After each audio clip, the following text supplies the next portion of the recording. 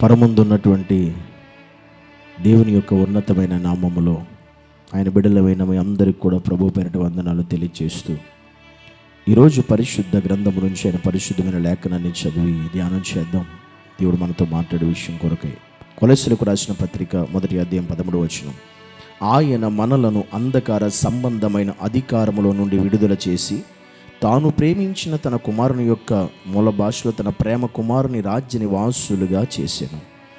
దేవుడు మనల్ని ఏం చేశాడో తెలుసు. ఆయన నమ్మినందుకు, ఆయన యందు ఉన్నందుకు, ఆయనలో మనం రక్షణ పొందుకున్నందుకు మన జీవితాలు ఇది వరకైతే ఈ లోక అంధకార సంబంధమైనటువంటి అధికారంలో మనం బందీలుగా ఉన్నప్పుడు, అంటే సాతాను బంధకాలు ఉన్నప్పుడు, ఈ లోక బంధకాలు ఉన్నప్పుడు, ఒక చీకటి జీవితాలు మనం జీవిస్తున్నప్పుడు, అలాంటి అంధకార జీవితాల నుండి, బ్రతుకుల నుండి దేవుడు మనల్ని విడుదల చేసి విడిపించి తన ప్రేమను మనకి పంచిపెట్టి ఈరోజు మనలను ఆయన తన రాజ్య నివాసులుగా చేసుకున్నాడంట.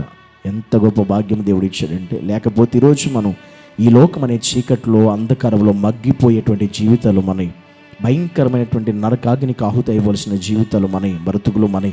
అలాంటి మన జీవితాన్ని చీకట్లోండి, అంధకారంలోండి, బంధకాల నుండి, సాతాను బంధకాల నుండి, లోక బంధకాల నుండి, లోక పరిస్థితుల నుండి విడిపించి విడుదల కలిగించి ఈరోజు దేవుడు మనకి తన రాజ్య నివాసులుగా చేసుకున్నాడు. ఆయన రాజ్య నివాసులు కావడం అనేది అంత ఆషామాషి విషయం కాదు. కానీ దేవుడు మనకి ఇచ్చిన భాగ్యం ఎంత గొప్పదంటే, కానీ దేవుని నమ్మినందుకు, ఆయన రక్షణ మనం పొందుకున్నందుకు, ఈ లోకాన్ని విడిచిపెట్టినందుకు, ఆయన వెలుగులోకి నడిచినందుకు, ఆయన రాజ్యానికి నివాసులుగానే చేసుకున్నాడు మనల్ని. ఆయన రాజ్య నివాసులు అంటే అర్థం మనం ఆయన రాజ్యానికి వారసులు మన అర్థం. ఎవరండి ఈరోజు ఒక కుటుంబం, ఒక ధనవంతులైన నిన్ను ఎప్పటికీ పేదవాడిగానే చూస్తారు తప్ప నిన్ను వాళ్ళ ఇంట్లో వాళ్ళకి నీకు వారసుడిగా నిన్ను ఇప్పటికీ చేసుకోలేరు.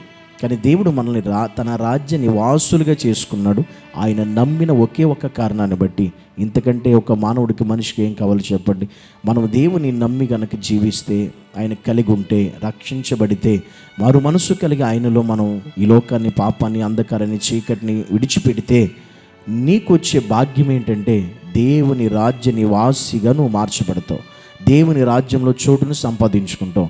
దేవుని రాజ్యంలో యుగయుగాలు తరతాలు జీవించే యోగ్యత, కృప దేవుడు నీకు ఇస్తాడు. అందుకనే ఇంకా ఈ లోకము పాపాన్ని విడిచిపెట్టకపోతే, లోకాన్ని, అంధకారం విడిచిపెట్టకపోతే మన జీవితం అక్కడే మగ్గిపోతాయి. కానీ వాటిని విడిచిపెడితే దేవుని పరలోక రాజ్య నివాసులుగా మనం మార్చబడిపోతాం.